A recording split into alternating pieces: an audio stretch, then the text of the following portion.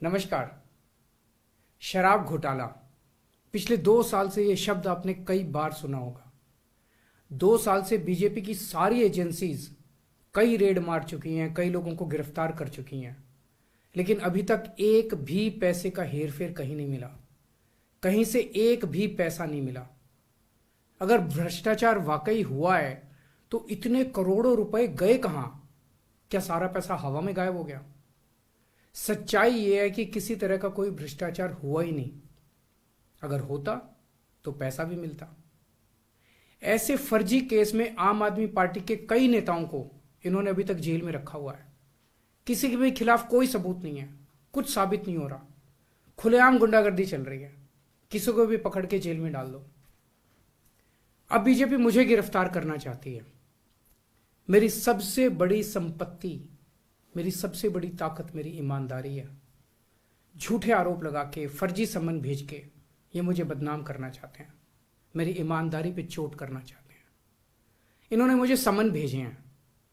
मेरे वकीलों ने मुझे बताया कि ये समन गैर कानूनी है। क्यों गैर कानूनी है? ये मैंने इनको विस्तार से लिख के भेजा है। मैंने बताया है कि उनके समन कैसे गैर कानूनी है, लेकिन उन्होंने मेरी एक भी बात का जवाब नहीं दिया। इसका मतलब उनके पास मेरी बातों का जवाब नहीं है। इसका मतलब वे भी मानते हैं कि उनका नोटिस गैर कानूनी है। क्या मुझे एक गैर कानूनी समन का पालन करना चाहिए? अगर कानूनी रूप से सही समन आएगा तो मैं पूरा सहयोग करूंगा। बीजेपी का मकसद जांच करना तो है ही नहीं। इनका मकसद तो लोकसभा चुनाव में मुझे प्रचार करने से रोकना है। ठीक लोकसभा चुनाव के पहले इन्होंने मुझे समन भेजा है। क्यों? इस जांच को चलते 2 साल हो गए। अभी ठीक लोकसभा चुनाव के पहले मुझे क्यों बुलाया जा रहा है? पहले क्यों नहीं बुलाया? सीबीआई ने मेरे को 8 महीने पहले बुलाया था।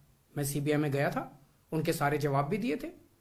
लेकिन अब ये लोग ठीक लोकसभा चुनाव के 2 महीने पहले मुझे बुला रहे हैं। तो बीजेपी का मकसद कोई पूछताछ करना थोड़ी है। इनका मकसद है पूछताछ के बहाने केजरीवाल को बुला लो और उसे गिरफ्तार कर लो, ताकि मैं लोकसभा चुनाव में प्रचार ना कर पाऊं। आज बीजेपी भ्रष्टाचारियों को नहीं पकड़ रही, बल्कि खुलेआम ईडी और सीबीआई का इस्तेमाल करके दूसरी पार्टियों के नेताओं को तोड़ के बीजेपी में शामिल करवाने का काम किया जा रहा है। एक नहीं, 2 नहीं, कितने उदाहरण हैं जहां किसी पार्टी के नेता के खिलाफ ईडीआई सीबीआई के मामले चल रहे थे या उन पे गंभीर आरोप लगे हुए थे। जैसे ही वो नेता बीजेपी में शामिल हुए, उनके सारे पुराने मामले बंद कर दिए गए या ठंडे बस्ते में डाल दिए गए। तो जो इनकी पार्टी ज्वाइन कर लेता है उसके सारे मामले रफा दफा कर दिए जाते हैं। जो इनकी पार्टी में नहीं जाता वो जेल जाता है।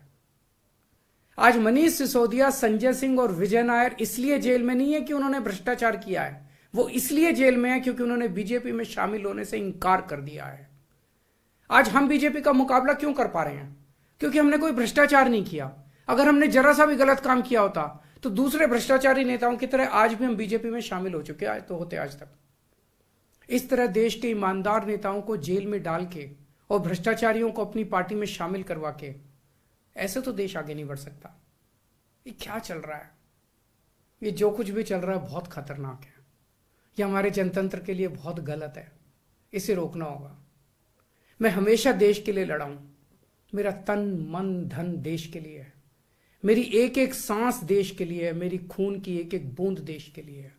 मेरे शरीर का एक एक कतरा देश के लिए समर्पित है। हमें मिलकर देश को बचाना है। मैं पूरी जी जान से इनके खिलाफ लड़ रहा हूं। आपका साथ चाहिए।